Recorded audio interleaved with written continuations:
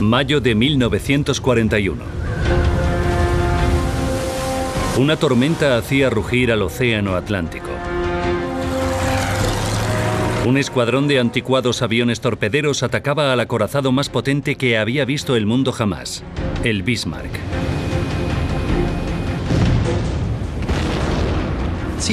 Me parecía increíble ver unos aviones de aspecto tan obsoleto yendo hacia esa montaña de fuego. En juego, el futuro de Europa.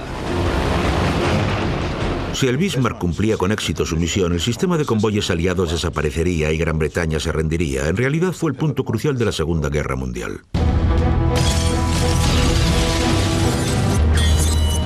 Las catástrofes no ocurren sin más. Son una cadena de sucesos críticos.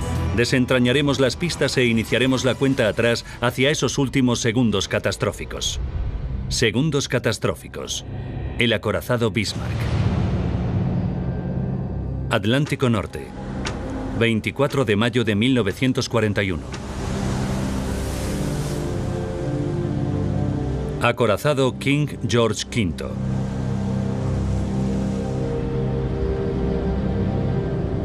El almirante de la flota británica John Tovill llevaba a cabo la misión más importante de su carrera. Hundir un buque tan potente que amenazaba la mera existencia de Gran Bretaña.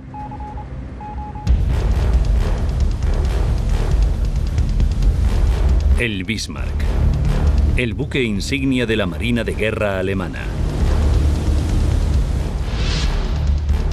Compartió su viaje inaugural con el crucero pesado Prinz Eugen. Toby envió una flota para interceptar su ruta. En el otro frente estaba el crucero de batalla HMS Hood, símbolo de la supremacía marítima de Gran Bretaña y el orgullo de la Marina británica. Era un barco precioso. Y fuera donde fuera llamaba la atención. Nos encantaba a todos. Al mando del Hood estaba el vicealmirante Lancelot Holland. Holland confiaba en que el elemento sorpresa les diera la victoria.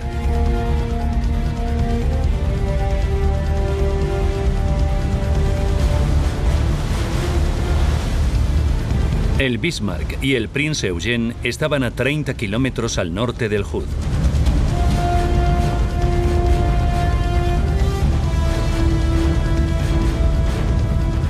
A bordo del Bismarck se encontraba el almirante Günther Lutyens.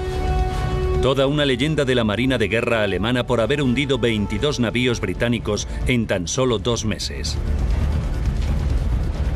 Al amanecer, vio aproximarse al HMS Hood.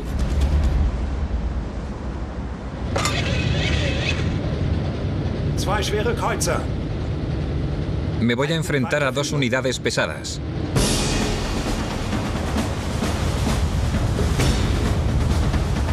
¡Schnell! ¡Galoppen! ¡Die Lachen! ¡Die Lechen scheiden! ¡Schnell! ¡Die Boote! ¡Die Boote gallen!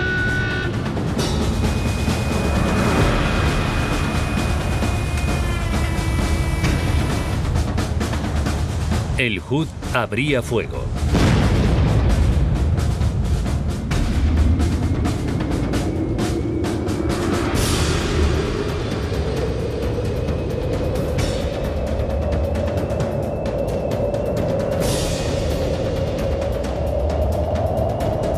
Curiosamente, Lutyens no dio orden de responder al fuego.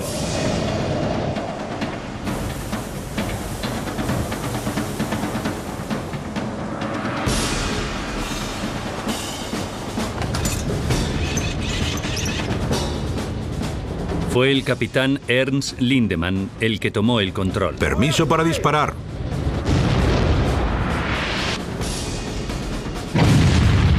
Llovieron proyectiles en el estrecho de Dinamarca. Una salva alcanzó al Hood. Perforó hasta la barbeta.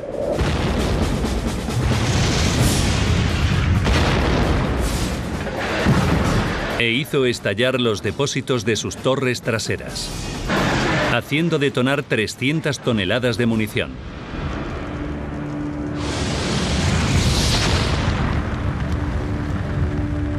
La gigantesca embarcación se partió en dos y se hundió en tan solo 2 minutos.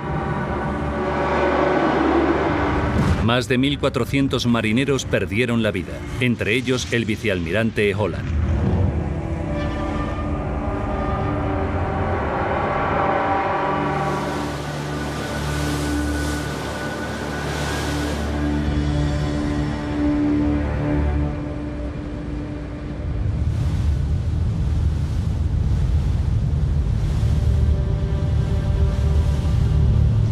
El Bismarck siguió navegando.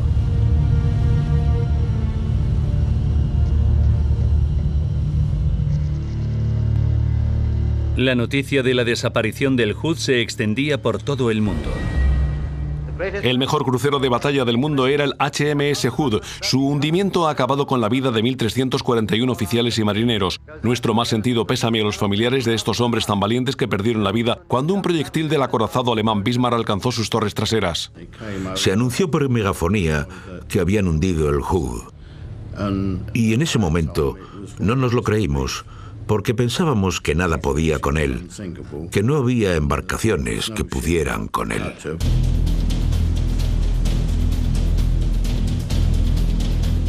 Era un asunto de importancia nacional. Tenían que hundir al Bismarck. El almirante Tobey envió a todos los buques de la Real Armada Británica que estaban disponibles. La tripulación se enfrentaba a una tarea de enormes proporciones. Bueno, sabíamos que era un rival imponente y casi todo su equipamiento era superior al nuestro.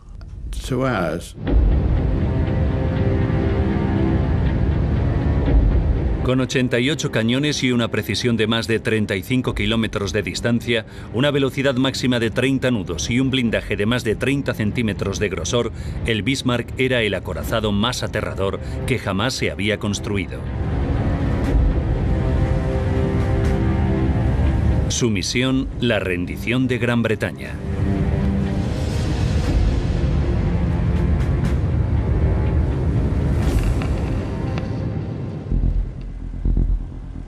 Y su objetivo, los convoyes de la Marina Mercante que llevaban provisiones a Reino Unido. No solo traían aceite, sino contenedores de comida provenientes de aviones estadounidenses, que eran los que nos ayudaban, porque en ese momento estábamos solos. Los británicos sabían que el objetivo del Bismarck eran esos convoyes. Era de suma importancia detenerlo. A bordo del Bismarck, la moral estaba alta. La tripulación celebraba haber hundido el HMS Hood comiendo y fumando.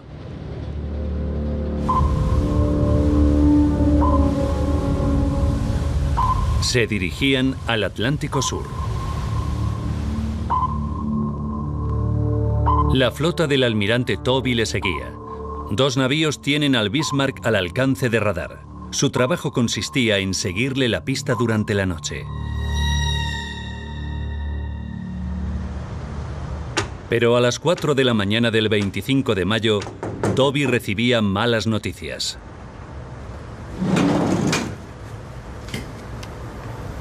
Muy bien, rechazado. El crucero inglés HMS Suffolk había perdido al Bismarck en sus pantallas de radar.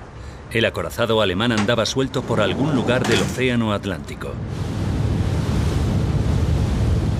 Íbamos a interceptarlo cuando nos comunicaron que habían perdido contacto con él. Había desaparecido y estaba libre. Aviones de observación y acorazados escudriñaban el océano. Pero no encontraban nada.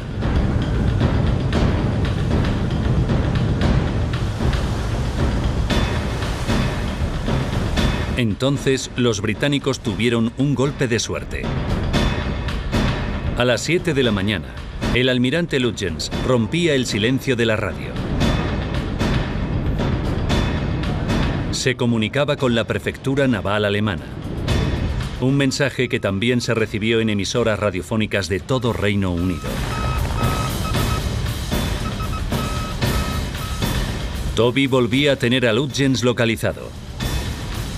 Ordenó a su flota dirigirse al norte. La persecución continuaba. Pero el Bismarck se dirigía al sur, hacia la Francia ocupada.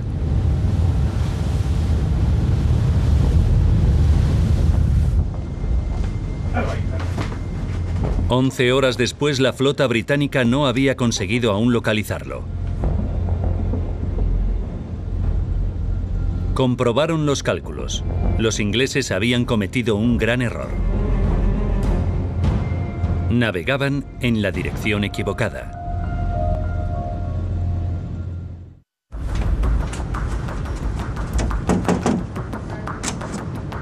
Fueron unas horas muy tensas para Toby al tener que cambiar el sentido para ir dirección sur en busca del Bismarck.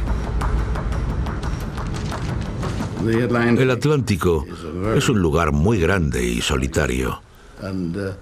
E iba a costar mucho trabajo volver a localizarlo. 26 de mayo, 10:31 de la mañana.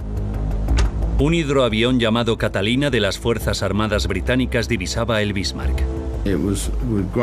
Fue un gran alivio recibir la señal que nos comunicó que el hidroavión Catalina lo había avistado. Toby había localizado con exactitud el navío alemán.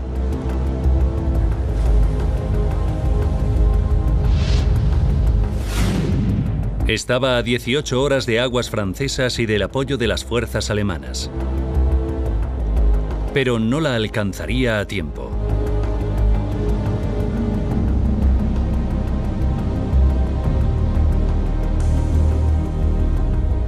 Su única esperanza estaba en una flota que venía del Mediterráneo.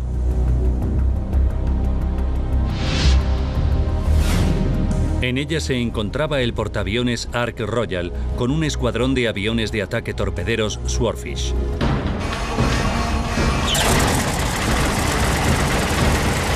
Con el Bismarck a tan solo 14 horas de llegar a un lugar seguro, Toby ordenaba atacar.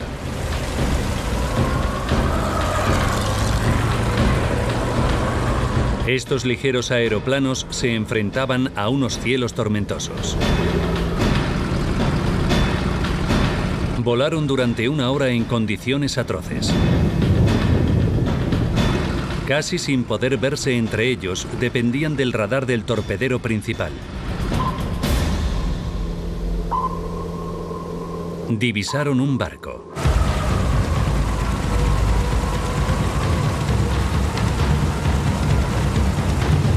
A bordo del crucero HMS Sheffield, George Osborne vio descender a los aviones.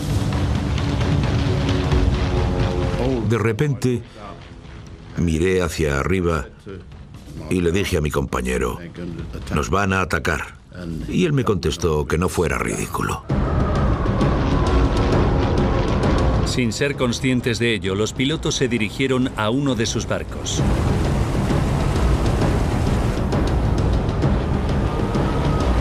Los torpedos alcanzaban el agua equipados con modernos detonadores magnéticos. E iban a toda velocidad hacia el Sheffield.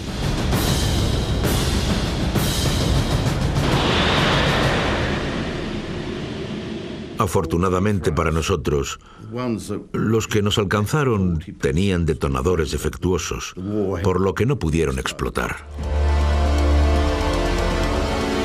El Bismarck estaba ahora 4 horas más cerca de aguas francesas. A Toby le comunicaban la desafortunada misión. El tiempo empeoraba. Las condiciones de vuelo eran prácticamente imposibles, pero no tenía elección. Ordenó otro ataque aéreo. La tripulación se esforzaba por armar y proveer de combustible a los Swordfish en la cubierta del portaaviones. Con un viento de 70 km por hora y el navío tambaleándose, 15 Swordfish se enfrentaban a unos cielos muy peligrosos.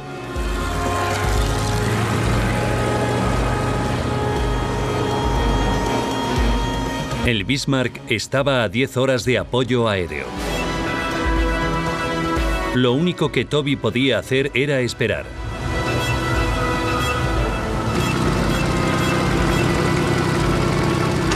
Ocho de la tarde y 53 minutos. Tendrían que pasar más de 2 horas para que el torpedero principal alcanzara al buque alemán.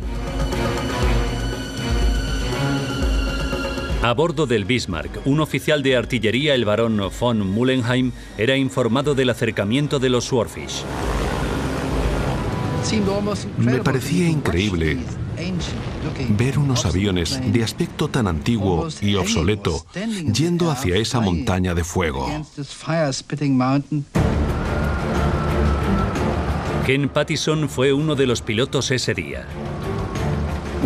Iniciamos el descenso hasta los 27 metros. Lanzamos los torpedos y cambiamos de trayectoria.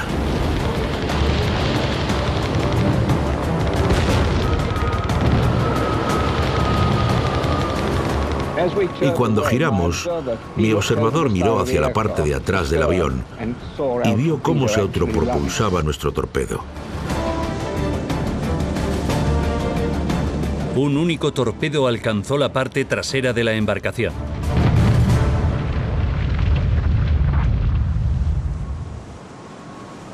El timón dejó de funcionar. En mi puesto de combate había un indicador y cuando lo miré vi que estaba atascado en el número 10 y no se volvió a mover. 9 y 5 minutos de la noche. El Bismarck estaba muerto en el agua.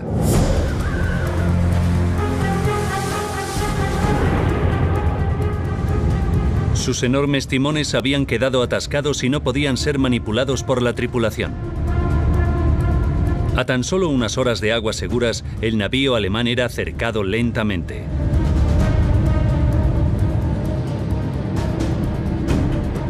Lutyens y su tripulación ya no podían dejar atrás a sus enemigos.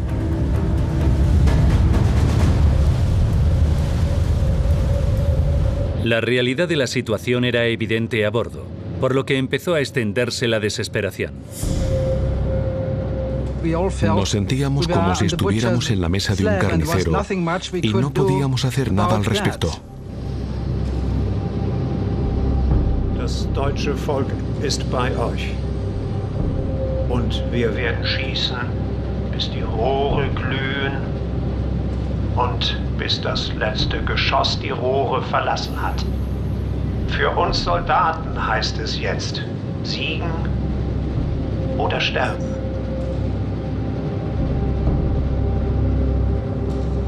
La tripulación temía no poder sobrevivir.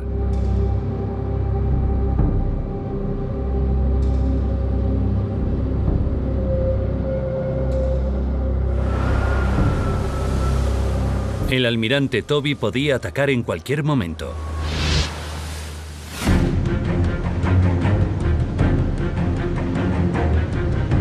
Para reducir el riesgo de fuego amigo, esperó hasta la mañana siguiente.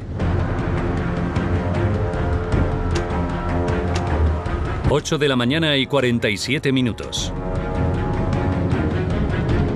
El 27 de mayo los británicos abrían fuego.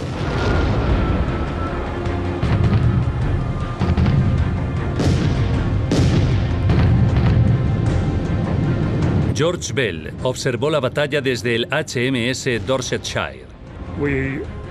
Abrimos fuego a un alcance máximo, como a unas 16 millas náuticas.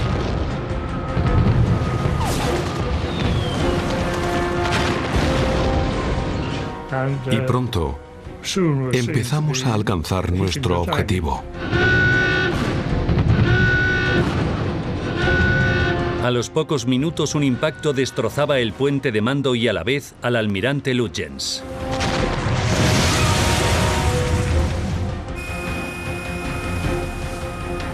Incluso mutilado, el Bismarck seguía siendo una tremenda amenaza.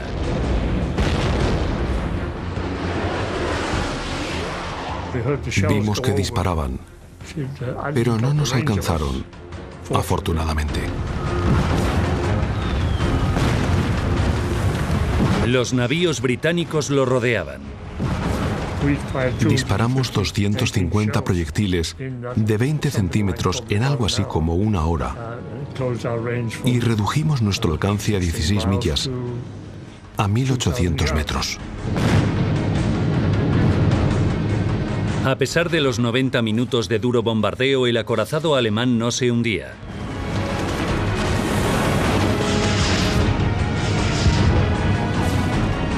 Toby recurrió al Dorsetshire, el único crucero que quedaba con proyectiles.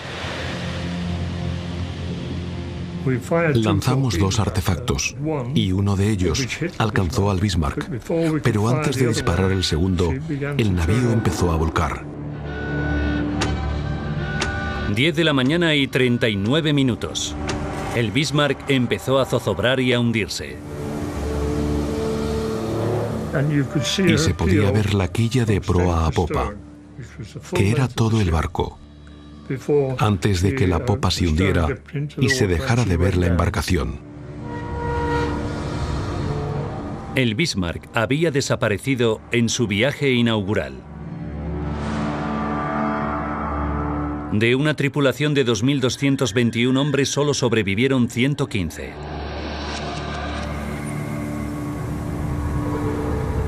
En solo 4 días, 2 de los navíos más grandes del mundo se habían hundido y 3.500 hombres habían muerto. Ahora, repasando los acontecimientos de 1941, podremos saber cómo los planes del Tercer Reich de llevar a Gran Bretaña a la rendición se desmoronaron por errores fatales. Alemania desaprovechó su oportunidad de ganar la guerra en Europa Occidental.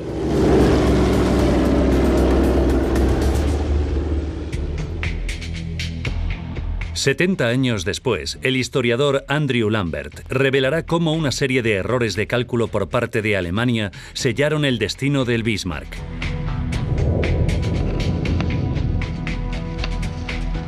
Marzo de 1941. Alemania tenía que derrotar a Gran Bretaña para conseguir el dominio total de Europa Occidental. La supervivencia de la isla dependía de que las provisiones cruzaran el Atlántico. Alemania debía cortar esa cuerda de salvamento. Los nazis desarrollaron una doble estrategia. Eric Raeder, el comandante de la Marina alemana, ideó un plan en el que los submarinos obligarían a Gran Bretaña a usar un sistema de convoyes. Los submarinos obligarían a los navíos a viajar en grupo. Entonces los potentes acorazados alemanes les tenderían una emboscada y hundirían esos convoyes. Los británicos se enfrentaban a un dilema. El propio sistema de convoyes era el objetivo, pero si Gran Bretaña no los utilizaba, perdería la guerra. Alemania había perfeccionado este plan desde el estallido de la guerra. En 20 meses había hundido 6 millones de toneladas de embarcaciones. Ahora su mejor acorazado estaba listo para causar estragos en el Atlántico. Su misión se llamaba Operación Regenbogen. El plan original de la Operación Regenbogen era sacar todos los navíos de superficie alemanes disponibles. El Bismarck, el Prinz Eugen, el Scharnhorst, el Gneisenau, los del Admiral Hipper y posiblemente los del Admiral Echer también. Pero antes de iniciar la Operación Regenbogen hubo un grave contratiempo. Casi todos los acorazados alemanes estaban inhabilitados. Por desgracia para ellos, el Scharnhorst y el Gneisenau, sus otros 2 acorazados, acababan de volver de un ataque de convoyes en el Atlántico y habían sido bombardeados en Brest, Francia, por lo que no estaban operativos. Así que, en lugar de una docena de navíos, los alemanes terminaron enviando solo 2. Para Lambert, esta decisión fue el primer error crítico de cálculo. Ya que habían planificado una gran operación, los alemanes podían haber sido más listos y haber esperado hasta poder enviar más embarcaciones. Pero la seguridad de los alemanes en su estrategia hizo que actuaran sin ninguna cautela. Solo ese año habían hundido 22 buques aliados. Estaban impacientes. Creían que tenían cerca una victoria total. Una vez en el Atlántico, el Bismarck y el Príncipe Eugen se ocultarían en la inmensidad del océano y hundirían los convoyes por sorpresa. Pero no podían ser avistados alrededor de Gran Bretaña. De nuevo, no creían tener razones para preocuparse. Los alemanes habían llevado a cabo más de media docena de misiones en el Atlántico desde 1939 y en ninguna habían sido interceptados. Por eso estaban muy seguros de que saldrían victoriosos de esta misión también. Otro error de cálculo. Los británicos sufrían la campaña alemana de ataques a sus convoyes y se tomaron la amenaza de un potente acorazado como el Bismarck muy en serio. Si el Bismarck se adentraba en el Atlántico y cumplía su misión, el sistema de convoyes desaparecería y Gran Bretaña se tendría que rendir. Fue el punto crucial de la Segunda Guerra Mundial. El Bismarck, el acorazado más grande de Europa, debía llegar al Atlántico sin ser avistado. Pero Andrew Lambert cree que Alemania subestimó el sistema de espionaje británico. Como habían ocupado tantos países, Dinamarca, Noruega, Francia, Holanda, Bélgica, había mucha gente en esos países que no tenían problemas en pasar información a los británicos. La noticia solo tardó 48 horas en llegar a Gran Bretaña. El Bismarck y el Prince Eugene pararon en Bergen, Noruega, a repostar. Lo que le dio a Gran Bretaña la oportunidad de localizarlos. Los británicos estaban totalmente obsesionados con localizar el buque. Sabían que iba de camino, sabían dónde esperarlo y cuando llegó a Bergen no fue ninguna sorpresa. Un Spitfire de reconocimiento se puso justo encima de él y le hizo una fotografía. Con esta imagen, la operación Reinübung volvía a estar en peligro.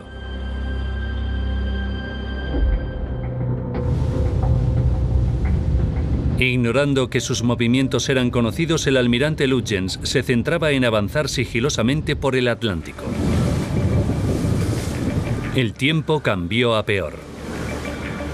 Es justo lo que Lutyens estaba esperando. Zarpó antes de que los depósitos del Bismarck estuvieran llenos, arriesgándose a quedarse sin carburante más adelante. Creo que fue una buena táctica. Llegar al Atlántico era importante. Ya tendría buques cisterna en el Atlántico para repostar. Esos cientos de toneladas de combustible de petróleo eran mucho menos importantes que pasar por el estrecho de Dinamarca sin ser interceptado. Pero Lutyens no sabía que se habían descubierto sus planes. Iba directo a una emboscada que le tendería el HMS Hood. Ahora era posible poner en marcha un plan que asegurara una intercepción a cualquier lado de Islandia. La intercepción del Bismarck cuando intentara llegar al Atlántico era exactamente el objetivo de los británicos. Esto ponía a Lutyens en una difícil situación. Tenía órdenes de evitar enfrentamientos con la Marina británica. Querían eliminar los convoyes, pero no en una batalla naval.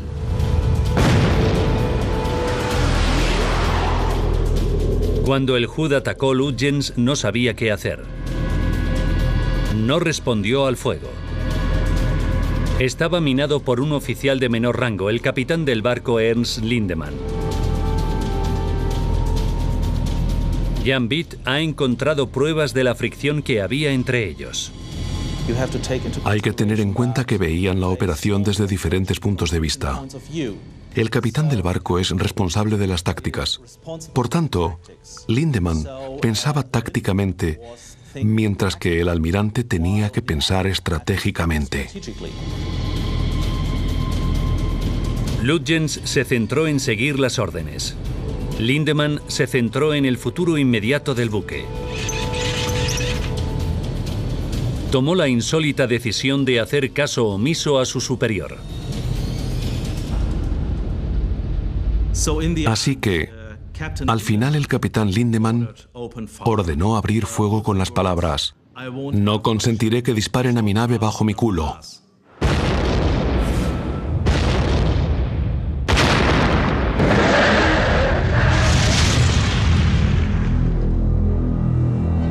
El Hood desapareció. Mientras Alemania lo celebraba, Lutyens pensaba en lo que se avecinaba. No quedó satisfecho con el triunfo. Lo que es interesante es que Lutyens, en lugar de regocijarse en su éxito, parecía estar deprimido y desmoralizado. Se había dado cuenta de que después de hundir el orgullo de la Marina Real, era muy probable que los británicos no pararan hasta acabar con ellos. Lutyens era consciente de que los británicos harían todo lo posible para vengar el hundimiento del Hood. La destrucción del Hood fue una gran catástrofe para los británicos. Pero no fue un desastre que les desmoralizara, sino que les dio un deseo irrefrenable e inmediato de venganza. Para empeorar las cosas, el Bismarck había sufrido daños en la batalla. Un proyectil del Prince of the Wales había alcanzado su proa, perdía combustible y también su velocidad se había visto reducida. La pérdida de combustible forzó la reducción de la velocidad del Bismarck, neutralizando una de sus grandes ventajas, la velocidad. La apuesta de Lutyens de zarpar sin terminar de repostar empieza a fracasar. Debía volver a probar suerte. Tenía que idear o tenía que tomar la decisión de abortar la operación o seguir adelante con ella. En este momento tan crítico, la tensión entre los veteranos oficiales volvía a surgir. Hubo una discusión entre el capitán del Bismarck, Lindemann, y el almirante Lutyens sobre si seguir adelante o regresar a Noruega. Lindemann quería regresar a Noruega. Su prioridad era su barco. Lutyens pensaba en una misión aún más grande. Si el Bismarck podía llegar a la Francia ocupada, podría ser reparado y prepararse para atacar a los convoyes británicos.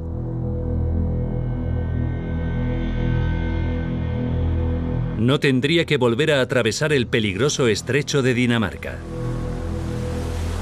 Finalmente, Lutyens hizo caso omiso a Lindemann y ordenó seguir adelante para llegar a aguas francesas. Para Lambert, esta decisión fue crucial para el futuro del Bismarck.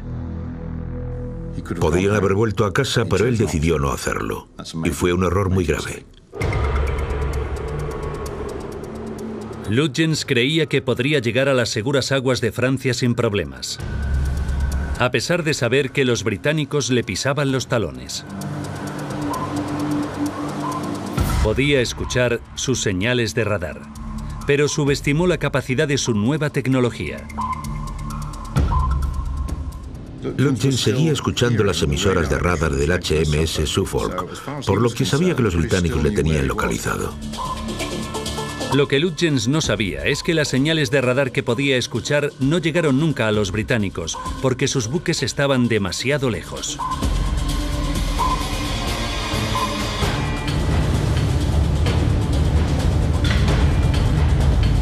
A las 3 de la mañana del 25 de marzo, las embarcaciones británicas perdían el contacto por radar. Era la oportunidad de Lutyens de llegar a Francia de forma segura, pero entonces cometió un gran error. Decidió enviar largos mensajes de radio a la prefectura naval alemana, dando a los británicos una perfecta oportunidad para volver a conectarse. Curiosamente, a pesar de haber escapado, Lutyens contactó con Alemania para comunicar su preocupación sobre la situación. No estaba eufórico, pero tampoco estaba pomposo. No estaba triunfante, estaba deprimido. Los británicos siguen ahí, vienen a por mí, me van a localizar y me van a hundir. Cuando Lutyens hizo esta llamada, estaba a 1 hora de distancia de la flota británica. Estaba fuera de peligro. Si no hubiera enviado ese mensaje, los británicos habrían tenido muchas dificultades para localizarlo. El error de Lutyens era grave. Pero entonces los británicos cometieron otro aún peor. Cometieron un error muy básico al determinar su rumbo. Creyeron que se dirigía al norte cuando se estaba dirigiendo al sur. A Toby solo le quedaba una alternativa. Para retar al buque más poderoso y avanzado del océano, recurrió a una serie de antiguos biplanos del portaaviones HMS Ark Royal, los Swordfish. Los Swordfish eran unos aeroplanos de aspecto muy antiguo. Son biplanos con unos motores bastante pequeños y con la cabina de mandos abierta.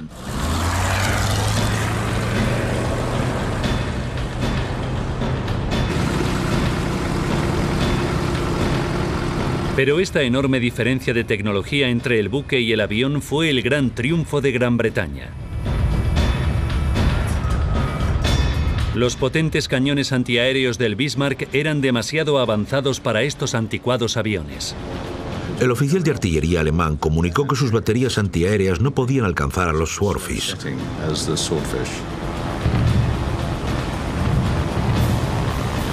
Esperaban aviones que volaran a 150 millas por hora y los Swordfish volaban a 80, por lo que siempre disparaban demasiado lejos del objetivo. Así que pudieron ocasionar muy pocos daños a los aviones torpederos y no derribaron ninguno. Lanzaron muchos torpedos. Fueron directos al casco del Bismarck, pesadamente armado. Pero incluso el buque más potente del océano tenía su talón de Aquiles. Hay que tener en cuenta que el timón y los árboles de hélice son los puntos débiles de toda embarcación. Literalmente, no hay posibilidad de protegerlos con armamento ni nada parecido. La única opción del Bismarck era intentar evitar los torpedos. El capitán Lindemann ordenó cambiar bruscamente de trayectoria. Su plan, esquivar los torpedos que se aproximaban. Pero en lugar de eso, dejó al descubierto el vulnerable mecanismo de dirección. Cuando fue alcanzado por el torpedo, el Bismarck estaba maniobrando, así que fue mala suerte que uno de estos torpedos cayera allí. El timón del Bismarck estaba girando. Y el torpedo fatal le alcanzó. La explosión causó graves daños en el ensamblaje del timón de babor. Y dichos daños atascaron el timón. La fuerza de la explosión causó importantes daños en el resto de la nave. El Bismarck era ahora imposible de gobernar. El torpedo de los Swordfish detuvo al Bismarck e inició la última batalla en la que quedaría destrozado. Fue el punto crucial de toda la persecución. No se podían cometer más errores ya. Iban a hundirse. La cuestión era ¿cuánto tardaría? La mañana del 27 de mayo el destino del Bismarck estaba decidido. A las 10:39, el Bismarck desaparecía entre las olas.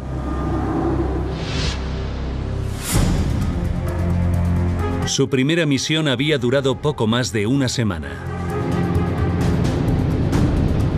Había hundido al crucero de guerra más grande de Gran Bretaña y esquivado todos los radares enemigos. Pero el acorazado más avanzado del mundo fue derrotado por unos aviones lentos y anticuados.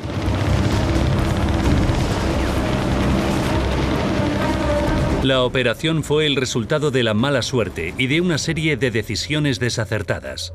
Pero Andrew Lambert cree que el error más grave no se cometió en el mar. La misión estaba condenada al fracaso antes de que el Bismarck zarpara y la culpa fue del mandamás. El destino del Bismarck fue consecuencia de una serie de errores críticos.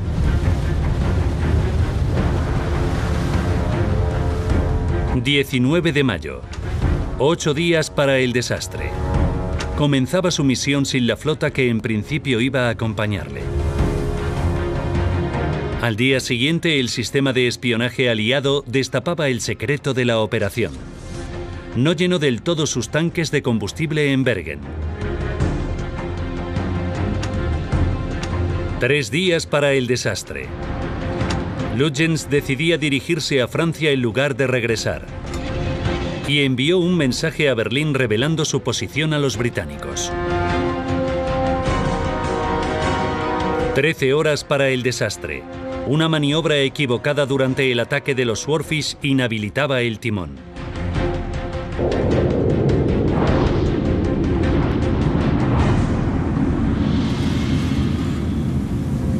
10:39 del 27 de mayo. El Bismarck se hundía. Para Andrew Lambert, la culpa del fracaso de la misión no la tuvo el almirante Lutyens. Va mucho más allá. Y culpa al propio Führer. La intervención de Adolf Hitler en la misión del Bismarck fue relativamente limitada. No estaba realmente interesado en la Marina. No estaba interesado en esta parte de la guerra. Hasta entonces, la guerra de Hitler se había centrado en conseguir una supremacía total en Europa. Los británicos eran los únicos supervivientes del oeste. Estaban solos. Rusia y Estados Unidos todavía no participaban en la guerra. Mientras Alemania salía victoriosa en tierra, Gran Bretaña luchaba muy duramente en mar y aire. La Marina de Guerra alemana creía que si conseguía controlar el Atlántico, Gran Bretaña se rendiría. El Bismarck era perfecto para esta estrategia. El Bismarck fue el acorazado más grande que jamás había construido Alemania desde la Primera Guerra Mundial, por lo que evidentemente era muy importante para el país y su identidad. Era un símbolo de la Alemania nazi. Pero aunque Hitler reconocía la necesidad de potentes buques como el Bismarck, no se sentía cómodo en conflictos navales.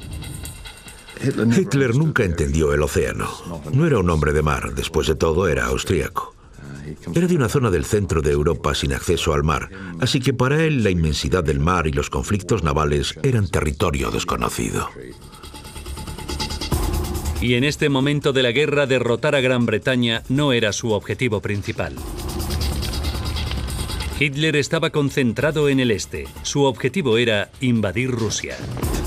Para Alemania, el acontecimiento de mayo de 1941 no fue la batalla del Atlántico, sino la Operación Barbarroja. Hitler estaba totalmente obsesionado con reunir un enorme ejército que consiguiera invadir la Unión Soviética a finales de aquel año.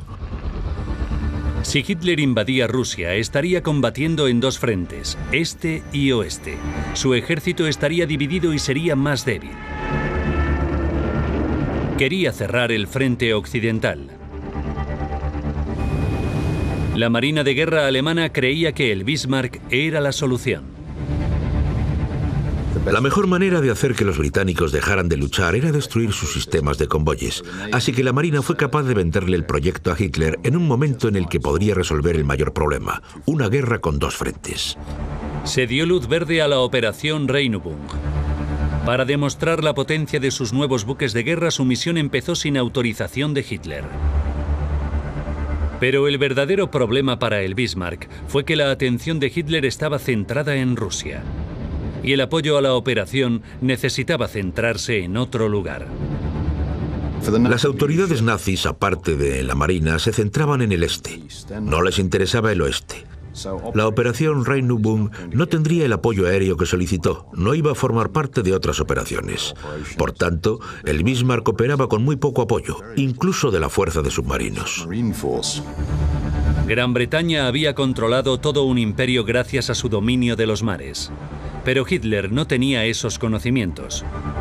El Bismarck zarpaba con escasos apoyos.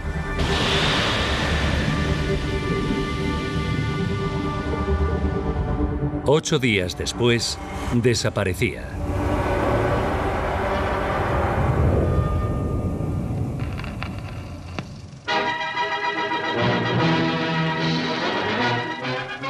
Y al día siguiente se comunicó la gloriosa noticia de que el Bismarck se había hundido. En cuanto Churchill anunció el hundimiento del Bismarck en la Casa de los Comunes, hubo un enorme alivio. Fue el peor momento de la Segunda Guerra Mundial para Gran Bretaña. Y la destrucción del Bismarck era totalmente crítica para una victoria general aliada. Esa semana de mayo de 1941 fue fundamental en la Segunda Guerra Mundial. Si el Bismarck hubiera logrado su objetivo y Gran Bretaña se hubiera rendido, no habría sido posible la liberación angloamericana de Europa. Cuando el Bismarck se hundió, los alemanes perdieron la oportunidad de ganar a Gran Bretaña y, en definitiva, de ganar la guerra.